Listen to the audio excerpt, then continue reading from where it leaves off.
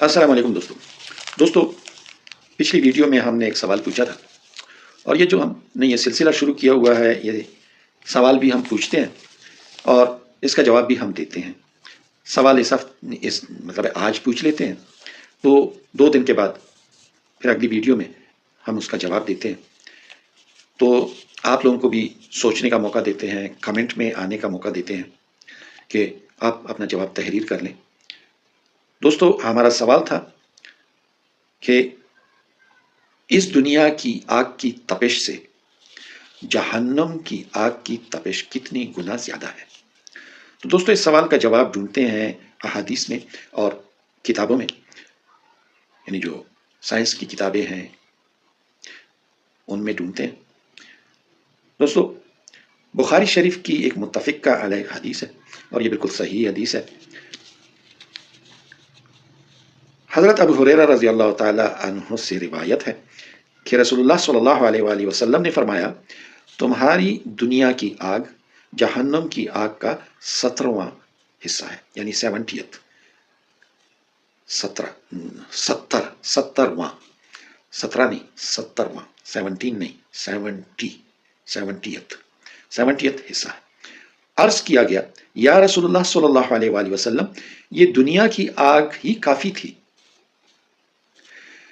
آپ صلی اللہ علیہ وآلہ وسلم نے فرمایا کہ وہ آگ، اس آگ پر 69 یعنی 69 حصے زیادہ کر دی گئی ہے، اور اس کا ہر حصہ دنیا کی آگ کے برابر گرم ہے۔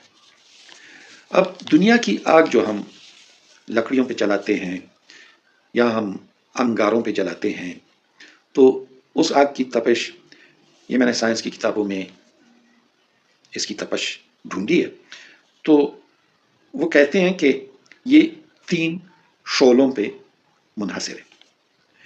ایک شعلہ ہے جسے ہم پیلے رنگ کا شعلہ کہتے ہیں، نارنجی رنگ کا، اورنج فلیم،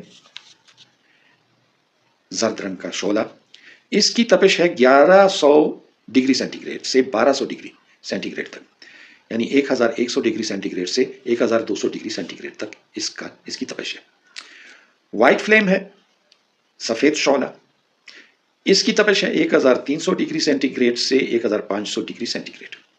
اور بلیو فلیم ہے، نیلا شعلہ، اس کی تپش ہے 2500 ڈگری سینٹی گریڈ سے لے کر کے 3000 ڈگری سینٹی گریڈ تک۔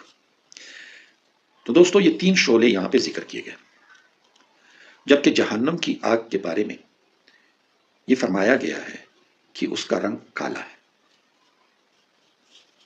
وہ آگ کالی آگ ہے۔ مگر ہم یہ بلیو فلیم تک اگر ہم جہنم کی آگ کا حساب لگائیں ایک نارمل آگ کے ذریعے سے، تو بلیو فلیم کا جو نچلا درجہ حرارت ہے وہ 2500 ڈگری سینٹی گریڈ ہے، اوپر کا 3000۔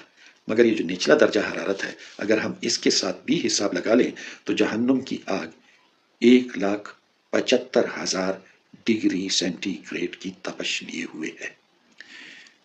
دوستو، ایک بار تبلیغ میں ہم گئے تھے، تو میرے چچا وہ اس مسجد میں تھے جس مسجد میں میرا بیان تھا۔ اب مجھے نہیں پتا تھا، وہ سائنٹسٹ تھے، اللہ انہیں بخشے، وہ پشاور کی سائنس لیبارٹری کے ڈائریکٹر تھے۔ تو وہ بھی وہاں بیٹھے تھے، میں بیان کر رہا تھا، اور یہی جہنم کی آگ کی تپش، اس کے بارے میں اگرچہ تبلیغ والے اسے نہیں بیان کرتے، تو میں نے یہ بیان کیا۔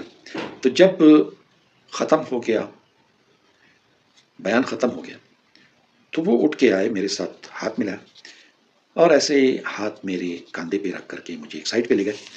میں ڈر گیا، میں نے بولا، سوچ آتی ہے ہر آدمی کو، میں نے سوچا کہ شاید میں کہیں غلطی کر بیٹھا ہوں، اب یہ تو پی ایچ ڈی ہیں، ان کو تو کافی معلومات ہیں، شاید میں کہیں غلطی کر بیٹھا ہوں۔ تو مجھے ایک سائٹ پہ لے گئے اپنے دوستوں سے، اور وہاں بیٹھ گئے ہم لوگ۔ پہلے تو حال احوال پوچھا انہوں نے، گاؤں کا حال احوال پوچھا۔ اس کے بعد پھر انہوں نے کہا کہ آپ نے یہ بیان کہاں سے سیکھا؟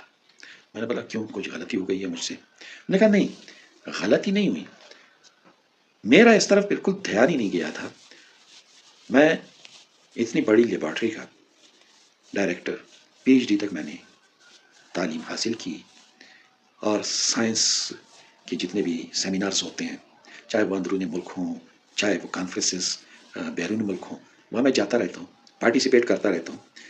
مگر یہ جو فگرز آپ نے بتائے یہ تو چونکا دینے والے ہیں. میں نے بولا کیسے؟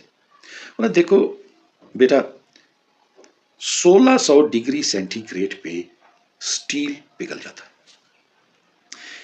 یہ آپ 1,75,000 ڈگری سینٹی گریڈ کا جو ٹیمپریچر بتا رہے ہیں، تو اس کے نزدیک تو میرے خیال میں پرندہ بھی پر نہیں مار سکے گا. اس کے تو سینکڑوں میل دور سے اس کی تپش اتنی محسوس ہوگی کہ ہم برداشت نہیں کر سکیں گے. یہ تو کچھ عجیب فگرز آپ نے بتا دیے. میں نے بولا چچا جان اب یہی ہے، یہ میں سائنس کی کتابوں سے نکال کے لایا ہوں. نہیں میں بولا فگرز بالکل صحیح آپ بتا رہے ہیں، مگر میں اس تپش کے بارے میں بات کر رہا ہوں. تو دوستو، جن کو اس کا پتہ چلتا ہے ان کو اس کا احساس بھی ہوتا ہے. حضور صلی اللہ علیہ وآلہ وسلم فرماتے ہیں کہ جہنم میں سب سے جو کم عذاب ہے وہ یہ ہے کہ اس کے جو جوتے ہیں، جس شخص کو عذاب دیا جا رہا ہے اس کے جو جوتے ہیں وہ آگ کے پہنا دیے جائیں گے. بس اس آگ کی وجہ سے اس شخص کے کھوپڑی میں جو دماغ ہے وہ ابلنا شروع ہو جائے گا، جیسے دیگچی میں پانی ابلتا ہے اس طرح سے. تو دیکھو دوستو، ہمیں ان چیزوں کو مذاق میں نہیں لینا چاہیے. یہ وہ اصل حقیقت ہے جس کے لیے قرآن پاک میں بھی یہ کہا جا رہا ہے، سورہ یاسین میں کہا جا رہا ہے کہ دیکھو یہ وہ جہنم ہے، یہ وہ عذاب ہے جس کا تم مذاق اڑایا کرتے تھے، جس کو تم جھوٹ مانتے تھے. اب دیکھ لو اپنی آنکھوں سے. دوستو، اب کل کے لیے سوال. دوستو، عشرہ مبشرہ کہ اگر آپ کو نام آتے ہوں تو وہ آپ بتا دیجئے.